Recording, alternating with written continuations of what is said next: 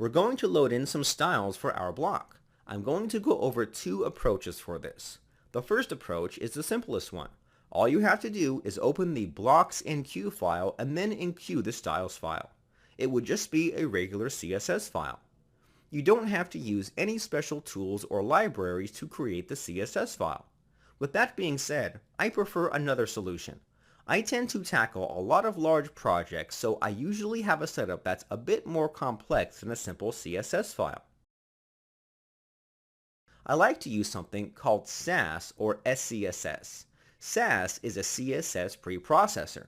What is a preprocessor? Basically, you write Sass code that will then be converted into CSS code. Sass is not supported by browsers, so the code needs to be processed beforehand. Sass code is written just like CSS. You input a selector and then modify its properties. Sass adds features like variables, conditional statements, loops, vendor prefixes, etc. CSS files can grow to be thousands of lines of code. With Sass, managing your CSS becomes easier. You can split your code into separate files. Let's say you had a variable that contained the color blue. If you had multiple files that used that variable and you wanted to update the color, then you only need to modify the variable's value and everything else will update accordingly. If you look around, you'll find that some people refer to it as SCSS. SCSS is the newer version and the one we'll be using. The Sass version is the older one, but it's still used, so you may come across this version as well. These terms can be interchangeable, but know the difference. For our purposes, it's a bit excessive. However, if you're working on an ambitious or large project, then it would be beneficial to use it. I won't be able to go every feature of Sass, but that's perfectly fine. Sass is written just like CSS. If you know CSS, then you'll be able to pick up on it quickly. If you already know Sass, then you'll learn how to add it to your workflow. Let's begin. First, we need to install and configure a couple of modules. I'll provide links in the resource section of this lecture. Be sure to check them out. The first module we'll need is the raw loader module.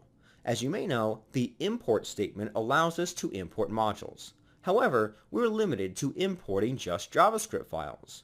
Let's say I wanted to import a CSS file like so. This would give us an error. By adding this module, we'll be able to load in any file. This includes text, HTML, and even CSS files. Once this module is loaded, a line like this will work just fine. The next module we'll need is the Node Sass module. Sass is written with the programming language C. However, we want to be able to use it with JavaScript. This module will take care of allowing us to do so. Afterwards, we'll need the Sass Loader module. Webpack and Sass are two different things. The Sass Loader module will take care of bridging these two together so that Webpack can process the files.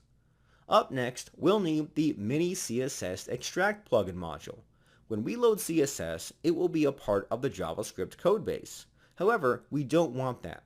We want to put the CSS into its own file. This module allows you to extract text from your files. For example, if your file had the text hello, then you could extract that and put it into its own file. The way we'll use it is to extract CSS and place the CSS into its own file. Lastly, we have the CSS Loader module. This module will take care of properly loading CSS files just in case the raw loader module can't. Quite a few modules, but they aren't hard to configure. Once you've configured them, then you can forget about them and work on your project. To get started, we'll need to install these modules. Switch to your command line and cd into the blocks directory. Run the following command.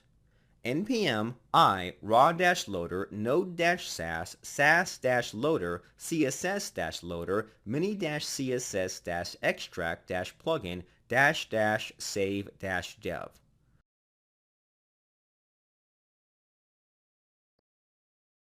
You're more than free to install multiple modules. You just chain them one after the other. This may take a while for some of you, so be patient.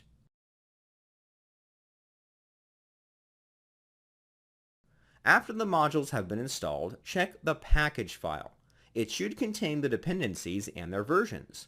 The next step is to configure these modules. Open the Webpack config file we created earlier.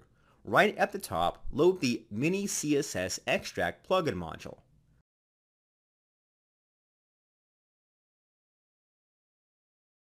Next, we need to create new instances of the plugin.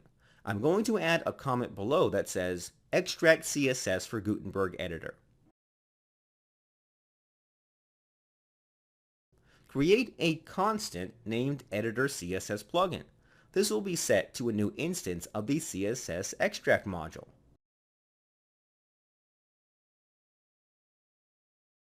The plugin requires that we pass in a path to a file that will contain the final result. This will be relative to the path specified inside the output property. First, pass in an object. Inside this object, define a property called FileName set to the value of blocks-name.css. Next, we need to tell the plugin to use the loaders. Loaders are responsible for connecting third-party modules to Webpack. We have two, which are the CSS Loader and Sass Loader modules. Just to save some time, I'm going to paste in the code. The code I added was an object to the rules array. Basically, I'm saying that if a file ends with the extension SCSS, then it should be processed by Sass and put into its own file. The use property is set to an array. This is how you specify multiple loaders for one rule. I'm telling it to process Sass code through the Sass loader, followed by the CSS loader, and lastly, the Mini CSS Extract loader. It's important that the CSS Extract loader is last because we only want to extract the CSS after it's been processed. This will simply tell Webpack how to use the plugin. We next need to tell Webpack to use the plugin itself. Right under the module property, add another property called plugins that will be set to an array. Pass in the Editor CSS plugin instance. Alright, that should cover things. Run the command npm run dev. Hopefully you won't receive any errors if you did everything right. If you look inside the dist folder, then you may or may not see the CSS files. This is because there's no CSS being loaded. Let's add some CSS to our blocks. Open the recipe block directory, create a CSS file called editor.scss. Just as a side note, Webpack won't give you any errors if you don't create these files, so don't feel pressured to do so. Let's focus on the editor file. Just to save some time, I'm going to paste in the CSS for this. Pause the video if you need to have what I have. I've provided two methods here for the block CSS. These two do the exact same thing, but they're written differently. The first approach is plain CSS. The second approach is Sass.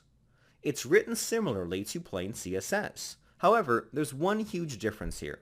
Rather than constantly typing out WP block Udemy recipe, we only write it once and then nest any related styles.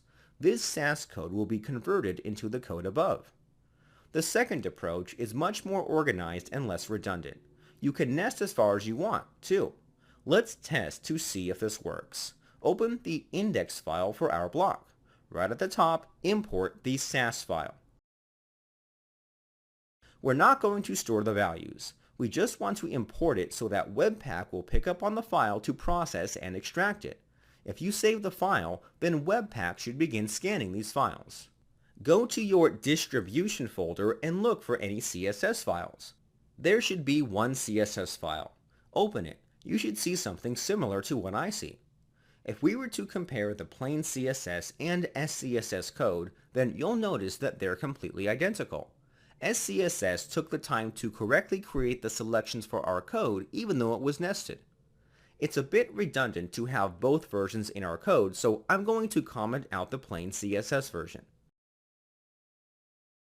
After making those changes, if you look at the CSS file again, then you'll see that the code was removed from the file completely. That's fantastic. The last step to all of this is to just enqueue the files. We're going to be using a different hook to enqueue the files. Gutenberg introduces two new hooks to enqueue files. We're already using one of them. Inside the main plugin file, we're using the enqueue block editor assets hook. This hook is triggered when the user views the editor on the admin side. The second hook is called enqueue block assets. I'll add this in.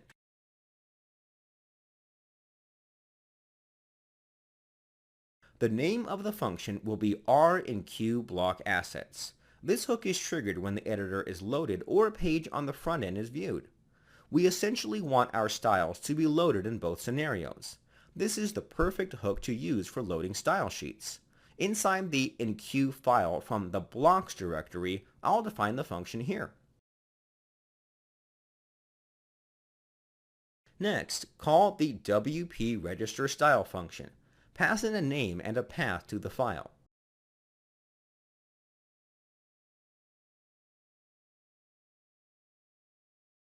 Next, call the WP enqueue style function and pass in the name. That's it. It's as simple as that. Save your changes and refresh the editor. The file should load without a problem. The block no longer has the dots next to each list item and the spacing is more condensed. This is now closer to the front-end version. That pretty much does it for now. This example is a bit excessive for our needs, but if you're working on larger projects, then Sass can be a lifesaver in terms of management. This is how I tackle projects and how I recommend you go about this. We've barely scratched the surface of Sass. This course really isn't about Sass, but I highly recommend you check out the Sass courses on Udemy. It's super simple to learn, but very powerful and effective for any project. I've got a challenge for you. The font that's used for the editor is different than the one used on the theme. The font that's being used is called Lato. I want you to try and load this font for Gutenberg. Then, update the CSS to use this font. It shouldn't be too hard. I'll provide a link to the font in the resource section of this lecture. Once you've tackled the challenge, I'll see you in the next lecture. Good luck!